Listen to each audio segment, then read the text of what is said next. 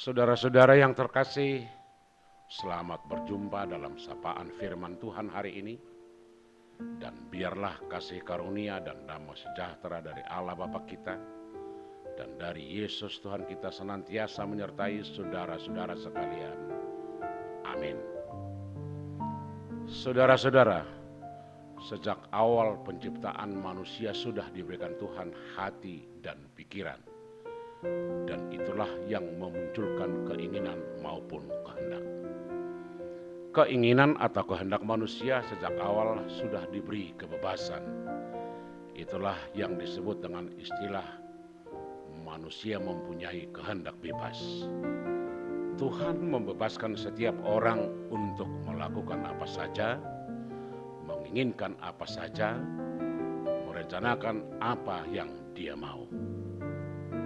Tetapi harus dipahami, walaupun keinginan dan kehendak bebas itu sebenarnya tetap terikat, bebas melakukan apa yang diinginkan, tetapi terikat dalam aturan dan hukum Tuhan dalam pelaksanaannya. Oleh karena itulah Tuhan memberi firman-Nya sebagai acuan dan dasar bagi orang beriman untuk melakukan kehendak diri sendiri yang harus seturut dengan kehendak Allah. Apa yang dikehendaki Tuhan dari orang percaya? Inilah yang menjadi perbincangan kita hari ini yang berkata demikian. Yang menghendaki supaya semua orang diselamatkan dan memperoleh pengetahuan akan kebenaran. 1 Timotius 2 ayat 4. Saudara-saudara yang kekasih, firman ini disampaikan oleh Paulus kepada Timotius sang murid yang pada saat itu melayani jemaat Efesus. Sebagai jemaat yang baru bertumbuh, banyak tantangan yang dihadapi, baik dari agama-agama lokal maupun dari budaya setempat, atau juga dari perjumpaan dengan keadaan politik, ekonomi, sistem, dan sekaligus perubahan zaman. Perubahan zaman sangat mempengaruhi pemahaman dan pemaknaan hidup. Itulah sebabnya Paulus pernah mengingatkan jemaat di kota Roma agar jangan menjadi serupa dengan dunia ini, tetapi berubahlah oleh pembaharuan budimu. Demikian kata Paulus. Karena kita hidup di dunia ini, konsekuensinya adalah kita harus berhadapan dengan semua orang dengan berbagai latar belakang budaya, suku, agama, pemahaman, pendidikan, dan gaya hidup.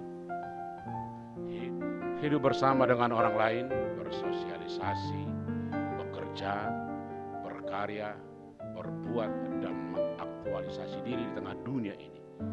Kita tidak dapat dipisahkan dari orang-orang di sekitar kita, dan ini dengan perlahan membentuk pemahaman kita. Dan pada gilirannya, kita bisa menjadi serupa dengan orang-orang di sekitar kita. Inilah yang dikhawatirkan oleh Paulus dalam renungan kita hari ini, agar semua orang mengetahui kehendak Allah. Kehendak Allah adalah supaya semua orang diselamatkan, semua orang beroleh keselamatan dan memperoleh pengetahuan akan kebenaran. Inilah keinginan dan yang diharapkan Tuhan dari orang-orang beriman, yaitu bahwa orang percaya mempunyai tanggung jawab kepada semua orang agar mereka senantiasa hidup seturut dengan kehendak Tuhan.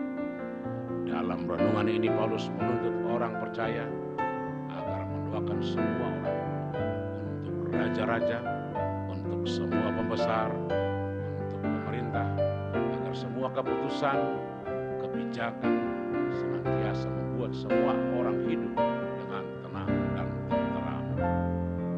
Karena itu merupakan kewajiban kita untuk ikut serta dalam segala aturan, kebijakan untuk menerapkan hidup yang baik dan adil.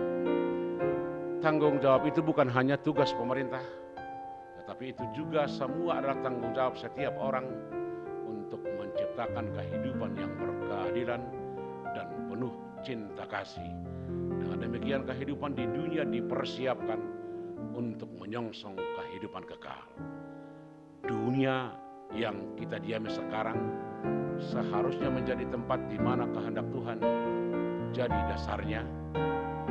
Dan itu bukanlah hal yang mustahil, karena sejak dunia ada, Tuhan telah menetapkan dunia menjadi tempat memperlihatkan kasih-Nya, dan itu dapat terwujud melalui orang percaya.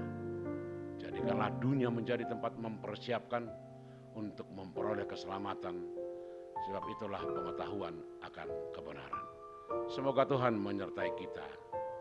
Amin.